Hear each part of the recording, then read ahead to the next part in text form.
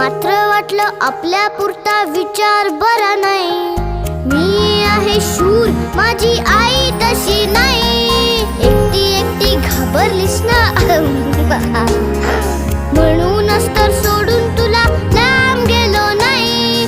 ना ना ना ना ना ना ना ना ना ना ना ना ना ना ना ना ना ना ना.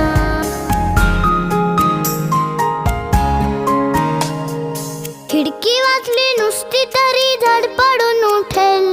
घाबरून जाईल, अंधारात रडत पिडत बसेल.